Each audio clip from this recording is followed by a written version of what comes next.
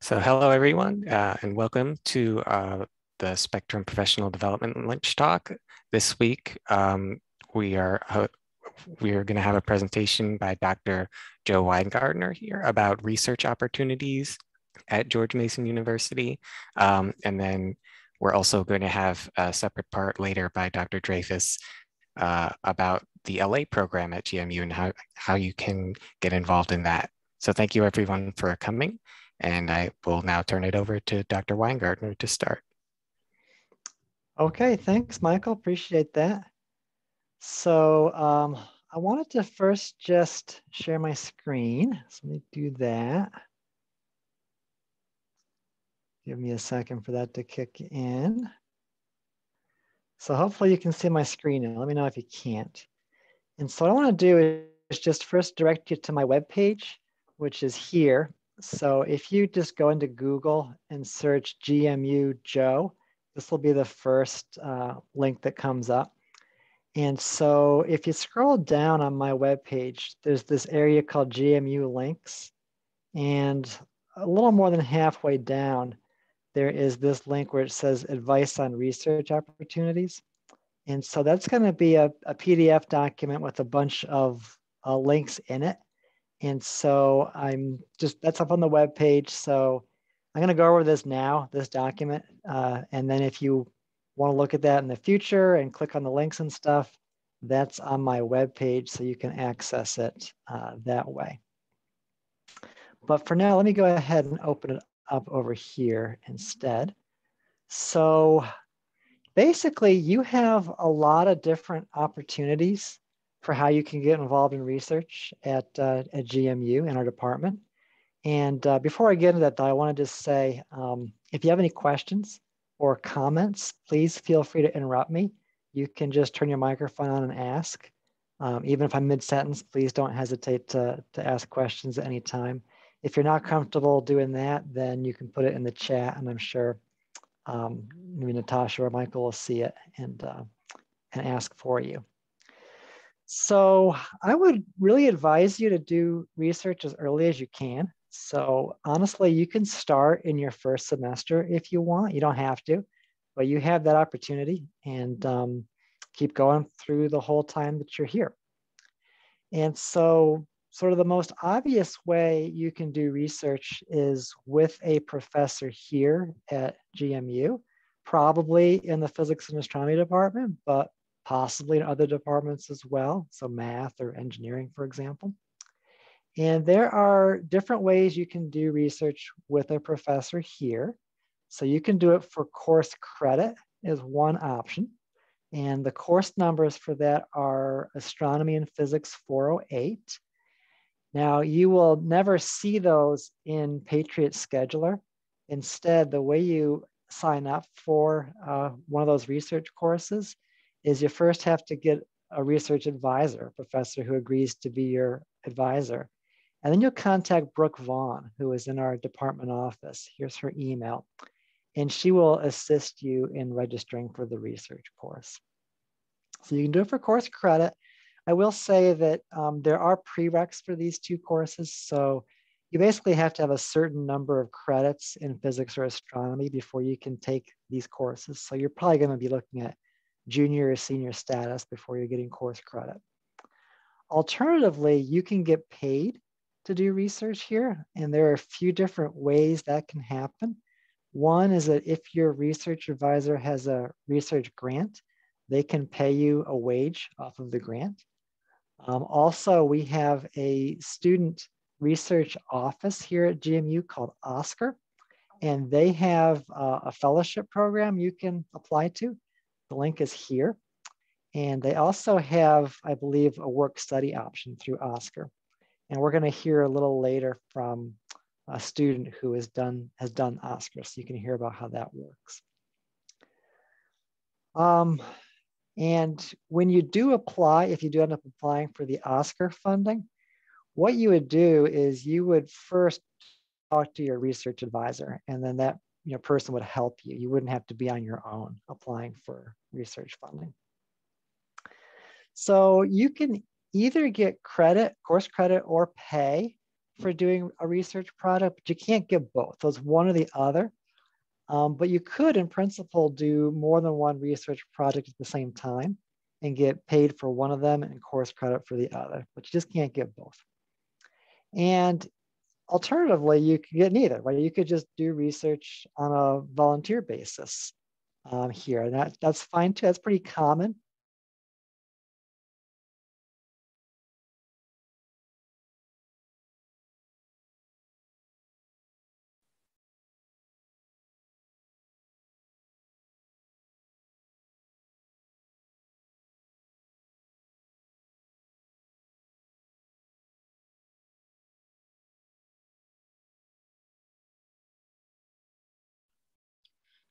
Hey, Joe. I don't know if you can hear us, but your audio just cut out, so we can't hear you anymore.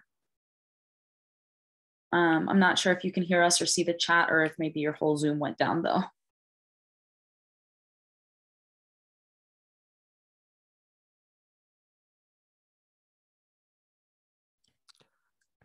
Maybe while Joe is figuring out his technical difficulties, maybe we could talk a little bit about the Oscar program, just so we don't have dead silence. And yeah, sure. So I did the Oscar program when I was an undergrad. I did it my sophomore, I guess the summer between my freshman and my sophomore year. So basically with the Oscar program, if you're interested in applying, there are two different ways that you can apply. So there's the summer intensive, which, as the name implies, is just over the summer and the pay tends to be higher. And you also have to take a seminar over the summer. Then you do not have to pay for that credit, let me be clear, but you do have to take the seminar credit over the summer as you're doing your Oscar research. And it all culminates in a poster presentation at the end. And you also have to submit proof of research, basically. So, you know, if you wrote a paper or wrote part of a paper, or if you have any kind of data, you have to submit that. There is also an Oscar session that goes in the semester. And I believe you can choose which semester you want based on what time you apply. It's a little bit less intense because it is during the semester, so they expect you to be taking classes and, you know, being busy. So it's a little bit less pay, less of a time commitment. You don't have to do the seminar credit as far as I'm aware. But I didn't do that program myself, so I might be wrong. Yeah, the Oscar application, it was definitely a useful thing to do. It's a great thing to have on your resume. You definitely do need the help of an existing GMU faculty. That's usually your best chance to get it because the funding is rather competitive. Once you do get Oscar funding, though, you also get access to a lot of other resources. Like Oscar has a travel fund that you can apply for if you were a part of the Oscar program, to get funding for travel, for conferences or what have you. I think it's like $800 support for international conferences and up to $600 for within the continental states. Yeah, that's what I have on the Oscar program, unless Michael, you wanted to build off of that, or if there's anything I forgot. yeah, well, I don't know if I can say much about Oscar itself because I never did that program. But I could talk a little bit about my personal research experience at GMU as well. Basically, I just started out by kind of just going around and asking different professors if they'd be willing to take me on as a research student. I didn't really know anything going into the process. And I didn't really have any experience in research prior to that, but nonetheless, there was a professor that was willing to take me on, and it's a great experience to have if you can find a professor that's willing to do that. Because basically, even if you're not getting class credit or getting paid, you're getting the experience that goes into that kind of work in a professional setting. And if you do it for long enough, then your professor might be willing to give you pay through one of their grants or something later down the line once you become a little bit more experienced in that. So, and that's what happened to me. So I think it's a great way if you have the time to spare, and if you have the resources to just start doing research without pay at first, that's still a great way to gain experience, and you can add it onto your resume. Um, if that's not something that you can do with your time commitment, though, then I think the Oscar program is a good way to try and get started on that. And I think Joe rejoined the room. Can you hear us now, Joe? Yes, I'm back. So it looks like my Zoom crashed. I wasn't aware of it, so I don't know how long I was talking after my Zoom crashed. So can you maybe just tell me what was I saying when I crashed out? Yeah. Can you share the document you were sharing again? Yeah. Do I have that privilege now? Oh, I need to make you a Yeah, I have co-host to get again. I'm it. sorry. Yeah, I have to get it again since I was crashed out. Okay, let me go ahead and share that again. Sorry about that. No worries.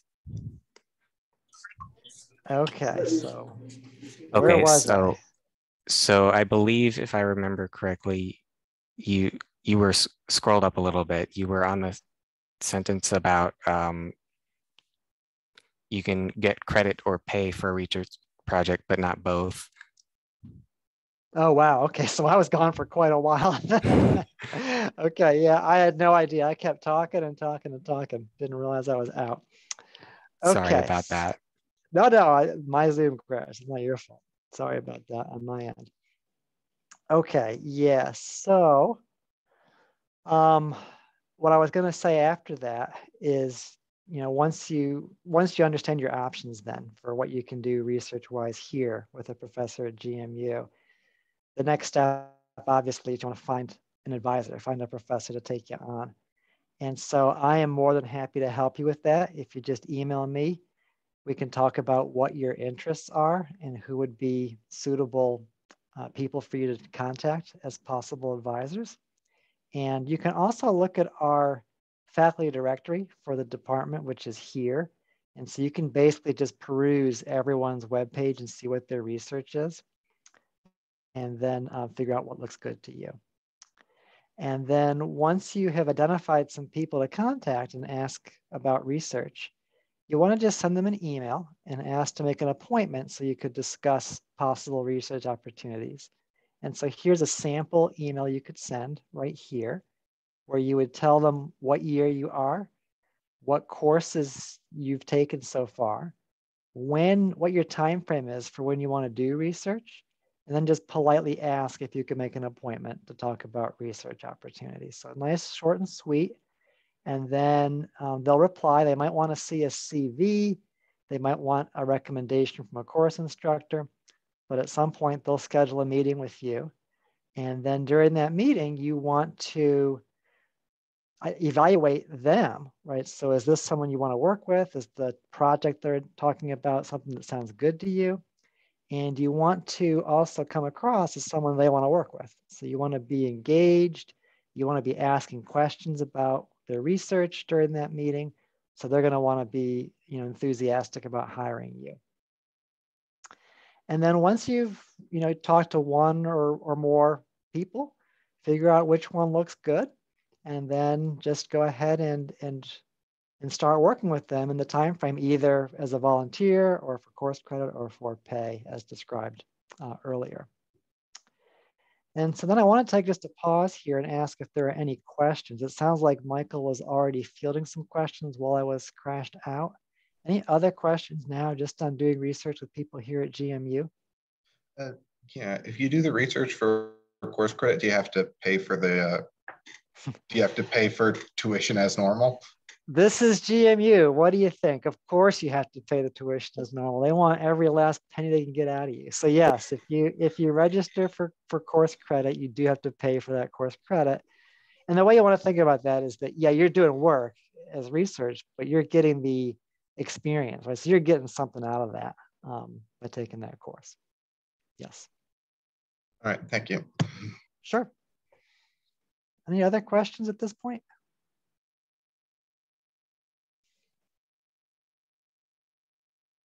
Okay, so in addition to working with professors here, what you'll find is that a lot of the faculty here have connections with people at nearby facilities.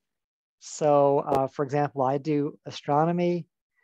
So we have a lot of contacts with people at NASA Goddard Space Flight Center, which is not too far away.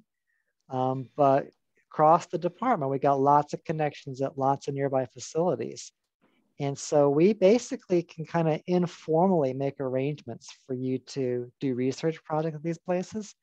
And there are a lot of good reasons for doing that. One is that maybe your topic that you want to do, nobody here does, right? Or maybe the people who do it are just totally overwhelmed with the students they have already. And even if not, by working somewhere else, you get to make new connections, meet new people, make relationships at those places, and just broaden your horizon as a budding scientist. So I think it's a great idea in general to do both, to start off maybe working with people here, and at some point try working with people at one of these nearby facilities. And so anyone here can help you set that up. It could be your academic advisor or your, give me a second here.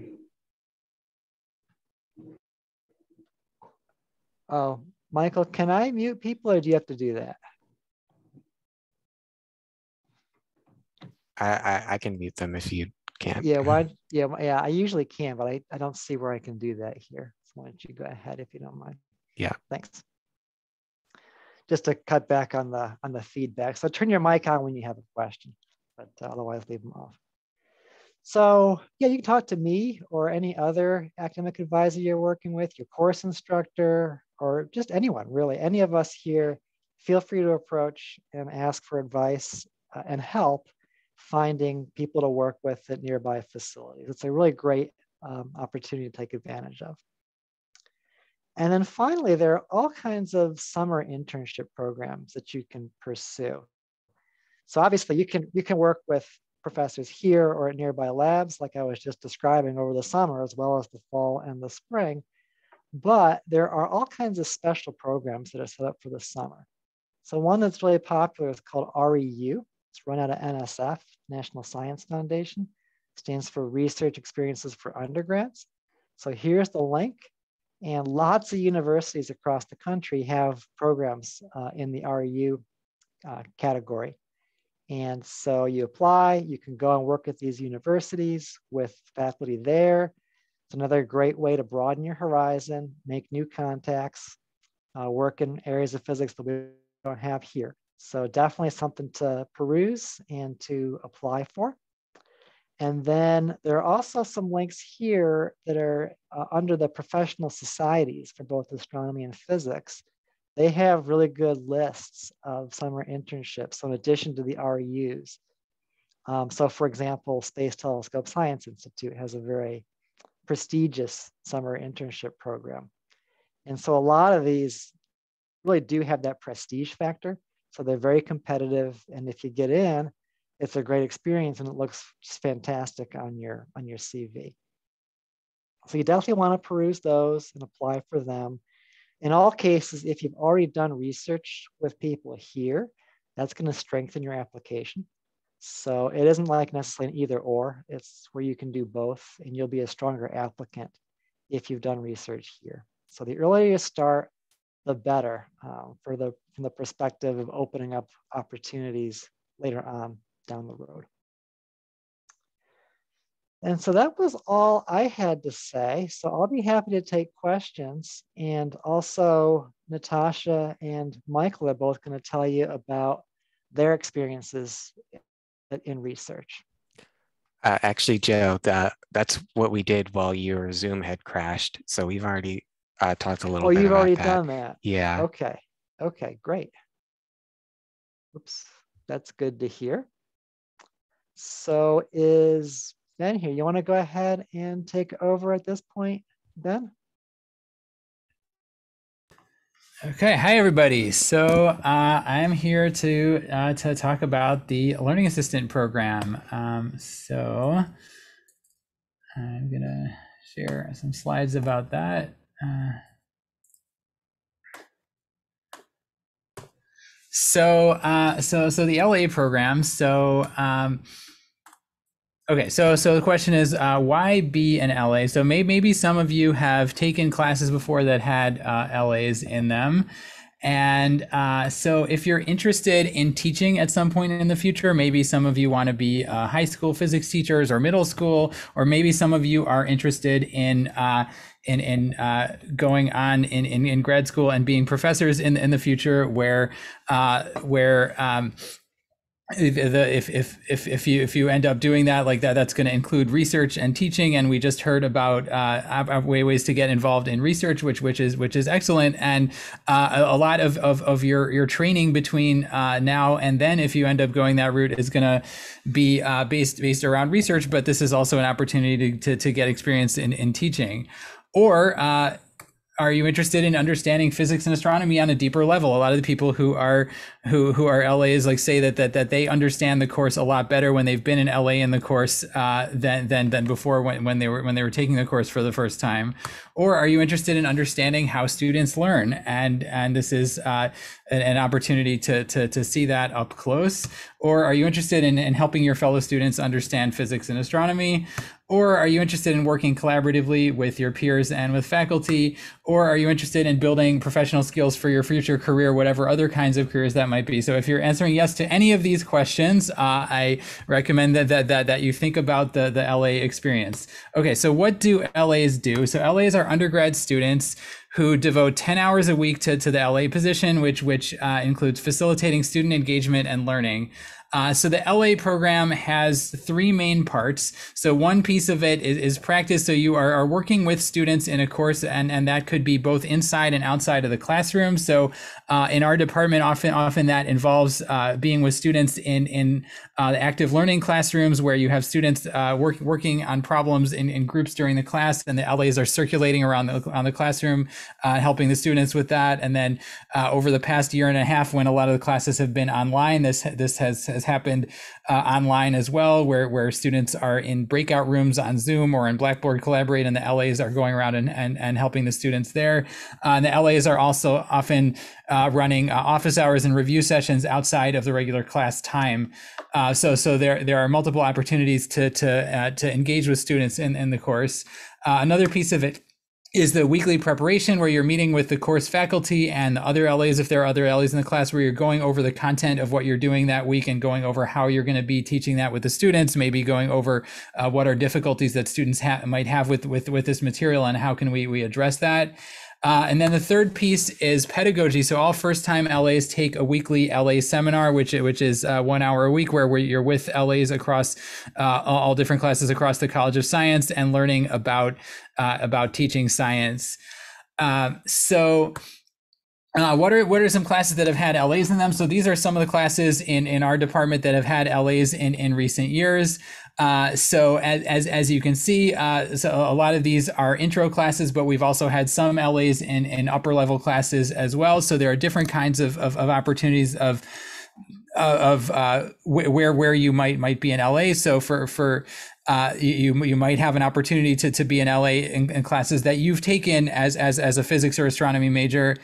Or you could be we also have like the intro astronomy classes and physics 103 and 104, which are for non-science majors, and you can have the opportunity to work with those students. Or we have like physics 243 and 245, which are science majors who are not physics majors. That's where we have all the biology students. And so there are lots of different student populations who you can work with. And then there are more beyond this. There's also the rest of the College of Science as well. So if you're more interested in being in LA for a math class or chemistry or any of these other fields, there are opportunities for that as well. So the timeline for how this works. So The faculty who are interested in working with LAs have to submit a course proposal for their class by next week, October 26th. So if there is a particular professor who you're interested in working with as an LA next semester, you can talk to them and see whether they're planning to apply for this and talk with them about it. And you're welcome to put them in touch with me if they have questions. So even if it's a class that hasn't necessarily had LAs in the future, we're open to the possibility of that, and they would need to apply by next week. And then November 2nd is when the LA application is going to open, and you can see the classes that are there and see what you're interested in, which ones work with your schedule, and you can apply for that. And that's going to be due November 17th. And then after that, like the rest of the semester in November and December, individual professors whose classes you applied to might get in touch with you and to interview you to see if you would be a good fit for their classes and to see if their class would be a good fit for you. And then we would do the selection where you would get matched up with a particular class to be in LA in next semester. And so the LA scholarship, so LAs get a stipend, which is currently $1,500 for the semester, and we are in the process of looking into seeing if we can increase that for the future. I don't want to promise anything yet, but that is something that we're looking into. But right now it is at this semester it's $1,500 for the semester.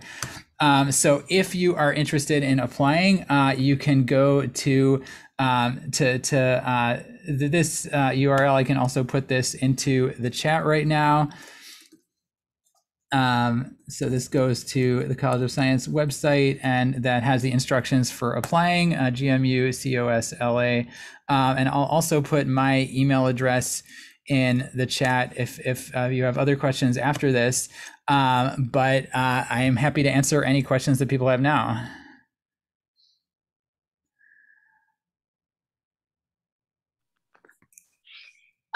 So I know that a common question that people have asked me before, and I have not been in LA, so I don't know how to answer it, is what kind of time commitment should students be expecting if they take this on? Okay, great question. So the time commitment is 10 hours a week, and that is total for everything. So that includes, like, if you're a new LA, there's 1 hour a week for the LA seminar. You're probably meeting with the faculty for the class 1 hour a week, and so it includes those things, and then that also includes that the time you're spending whether working with the students, whether that's in class or office hours, review sessions, other things that you're doing outside of class, like, so all of it, like, total should add up to 10 hours a week. Awesome, thank you. Just one quick question, Dr. Dreyfus. I remember when I was in LA, for the new LAs that were doing it for the first time, they also needed a certain amount of community volunteer service hours every week. Is that still a requirement? So that's to be determined. So yeah, in the past we have had the LAs involved in STEM outreach activities, and there have been different activities that we've run at Mason. So these have been opportunities. So like for example, like we do the elementary and middle school science fair for the surrounding area every year. And one option, like, we've had LAs who have come and been judges, so you get to like look at these science projects. It's fun, and so there are different events like that LAs have been involved in. So as far as like the specific, it's during COVID, like things have been varying in terms of how exactly that's worked with different events being online, and so as far as whether that will be something that's required and how much is required, that's still to be determined for next semester, depending on what the circumstances are. But either way, the total time commitment should still average out to 10 hours a week total, and so that may or may not be something that is part of that, but so it won't change the total time commitment. And yeah, we hope to be able to let everybody know exactly what that's going to involve next semester, because as you're all aware, things are continuing to evolve all the time. Great, thank you.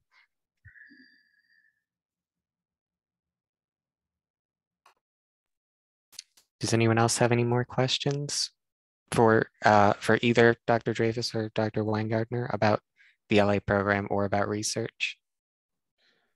Yeah, does Weingartner have the document he was sharing earlier available for us to just look at independently anywhere? I do, yeah. So if you go on my web page, can I share my screen again, Michael? Is that okay? Yes. Are you still able to? Yeah, Okay. yeah, I am. Yep. I just wanted to make sure you were cool with it. Yeah. Yeah, so if you go on my web page, then, so here's my web page. You can find this if you just Google GMU Joe, it'll be the first page that comes up. And then if you scroll down on my web page, there's this area GMU links. A little bit more than halfway down, there's this link, advice on research opportunities. So it's there. Okay, so it's on my web page and you can peruse it, and all of these links you can activate as well there. I just pasted the link into the chat as well. Oh, great. Thank you. Appreciate that. And while I have my screen up, I forgot something earlier. Can I go ahead and do that now, Michael? Of course. Okay, I'm sorry, I just slipped my mind. So I also had emailed my colleagues to ask if they had any positions open now they wanted to advertise. And only 3 got back to me, but that's not because only 3 have opportunities. It's just that 3 bothered to read my email. But let me go through those 3 who did reply, just so you're aware. So first, there's Patrick Vora, who does material science type of research. And he's actually looking for 4 students to do research with him now. So if you have some interest in that area, definitely contact him. So he has included down here that he is looking for you to send him a resume or CV. Okay, so when you send him that email asking to talk about research opportunities, make sure you attach a resume or a CV. And here is his email address, pvora@gmu.edu. There's a description of those positions here. I don't know anything about this stuff, so I'm not qualified to go through this personally, but he's a great person to work with. So if you have an interest in materials physics, then please shoot him an email. And the next person who replied to me was Dr. Yeat, and he is working on atmospheric science. So both the atmosphere of Earth and of Mars. He's involved in the MAVEN mission that's been looking at the atmosphere of Mars. And so he's looking for, I think, at least 1 student. He didn't really specify, but at least 1 student to help him with his work in planetary atmospheres. And so his email is here as well. It's eyigit@gmu.edu. And the last person who replied, he didn't send me a slide, so I just have that written down here. But Dr. Poland is also looking for at least 1 student. Here's his email, apoland@gmu.edu. And the research that you'll be doing with him involves using data from space missions to look at spectra of the sun and to try and infer properties of what's happening in the atmosphere of the sun based on those spectra. Okay, so those are 3 people who you know absolutely are looking for research students. Don't hesitate to contact others, but these 3 definitely are looking for people to work with them. Awesome. Thank you so much, Joe. And I will make mention, just because I know that there are several students that are going to watch the recording of this. If you don't know where to start, or you'd rather talk to a student first about doing specific research, about doing research with a specific professor, or just about the concept as a whole, please feel free to reach out to either Joe or Spectrum directly, and we'd be happy to link you up with a student mentor, either undergraduate or graduate, and they can talk you through the process of being a student and simultaneously doing research, and sometimes even give you insight on what it's like to do research within a specific research group as well.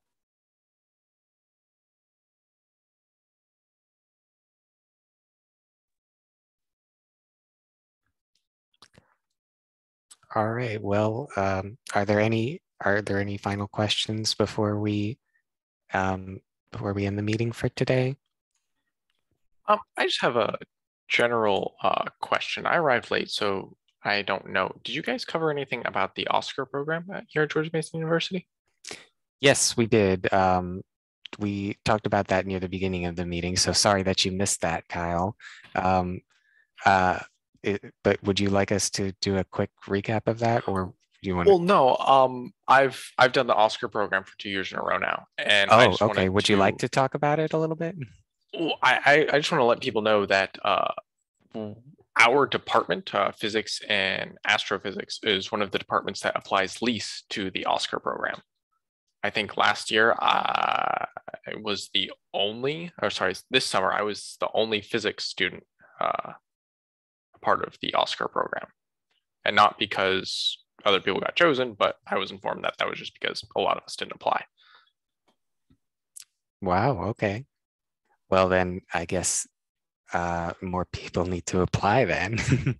So yeah, guys, if you're interested in doing research, that's definitely a great opportunity that you should take if you have the time to apply. Can I also mention something? Sure. I'm doing something similar, but it's not the Oscar program. It's the federal work study. And so I get paid to do research, but it's not, I guess, officially through the Oscar program. Right. Okay. So there are other ways to get paid for your research other than Oscar as well. And so there's the federal work study, and I think your professors can also just pay you if they have grants to do that, like Joe was mentioning before. Blake, you can correct me if I'm wrong, but isn't the federal work study also something you have to get like assigned through filing FAFSA? Is it the same thing as the work studies you get from FAFSA? You do have to qualify for it on your FAFSA. But I don't think it's something that you have to be assigned. You either qualify for it or you don't. Okay, cool. I think if you talk to the financial aid office, they can tell you whether you do or not.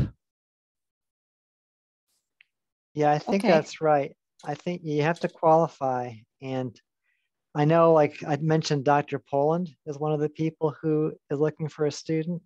And I think he particularly is interested in people who would qualify for federal work study.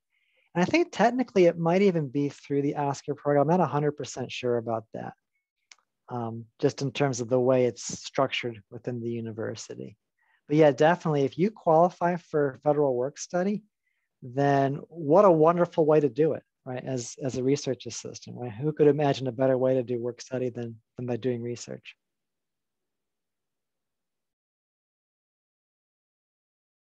Yeah, excellent. And that's probably a good note to everybody to make sure you fill out your FAFSA. It's that time of year. Make sure you do that. Yeah. All right. Does anyone else have any more comments or questions that they want to add before we end? Otherwise, thank you so much to Joe and Dr. Dreyfus for giving the presentation today. I think it was very informative for everyone. And thank you all so much for coming. And we hope to see you is it next week, the 28th, that we've moved the next lunch talk to?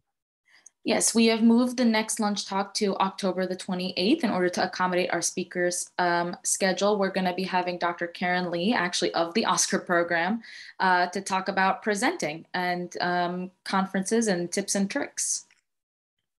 Yeah, so make sure you guys mark that on your calendars. We're doing next week for the lunch talk instead of 2 weeks like usual. And thank you all for coming, and we'll see you then. Have a good day, everyone.